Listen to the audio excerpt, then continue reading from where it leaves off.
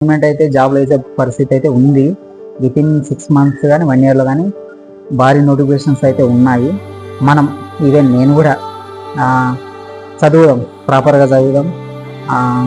మధ్యలో డైవర్షన్ చాలా ఉంటాయండి. నోటిఫికేషన్స్ రావు, అది వీడు వేయడు, వీడు వేసే పరిస్థితి లేదు, ఎలక్షన్ ముందు చేస్తాడు, తర్వాత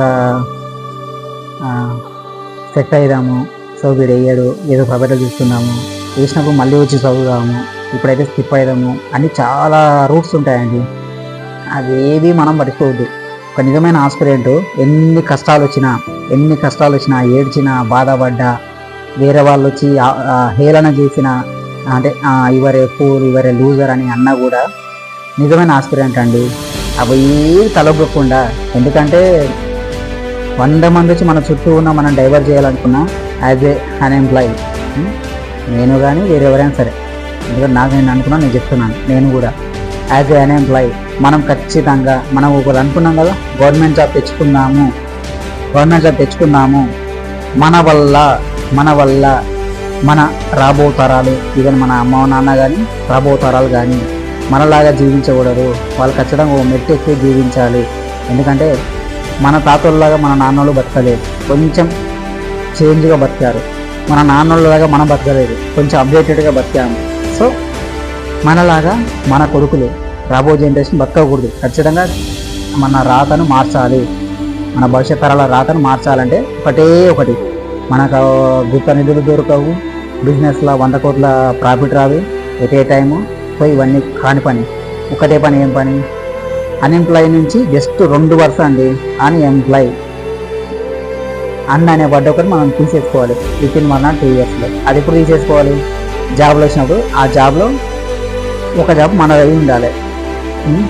బయట వాళ్ళు మస్తు అంటారు జాబు పడట్లే అది అని, మనకు అదైనా అవసరం. ఎందుకంటే మన పరిస్థితి మనం కదా, జాబు చదివితే మనకు వస్తుంది, చదవకపోతే మనకు రాదు. సో వాడెవరు మనల్ని మార్చలేదు, వాడు అలాగే చెప్పి వాడు చదువుతుంటాడు.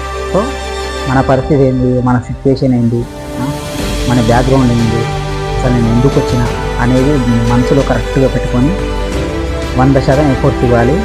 జాబ్లో చేయడంలో వస్తాయి. ఇదొకటి.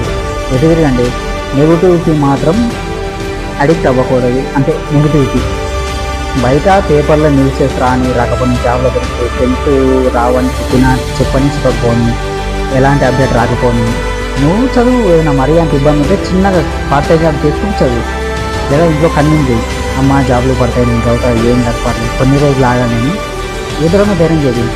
నువ్వు 100% నువ్వు ఎఫర్ట్స్ పెడతావు కదా, ఆ 100% ఎఫర్ట్స్ మీ అమ్మ నాన్న దగ్గర కన్విన్స్ చేయి, వాళ్ళు కన్విన్స్ అవుతారు. ఇంకా లేదు నేను ఎంజాయ్ చేస్తున్నా, తాగుతున్నా, తింటున్నా, అమ్మాయిలకు తిరుగుతున్నా, తొదునా అవన్నీ ఉన్నాయంటే ఇక మనంత దరిద్రుడు, వాళ్ళంత దరిద్రుడు ఎవరు ఉండరు. ఎందుకంటే అమ్మ నాన్న మోసం చేయదు, చాలా తప్పు అది. ఇది అండి మొత్తానికి అయితే చూద్దాం ఏం జరుగుతుందో. నోటిఫికేషన్స్ అయితే ఖచ్చితంగా వస్తాయండి, దీనిలో ఎలాంటి డౌట్ లేదు. ఒక అటు ఇటుగా 6 months కావచ్చు, 1 year కావచ్చు, కానీ నోటిఫికేషన్స్ అయితే ఖచ్చితంగా వస్తాయి. నిజమైన ఆస్పిరెంట్కి 2-3 jobs కూడా వస్తాయి.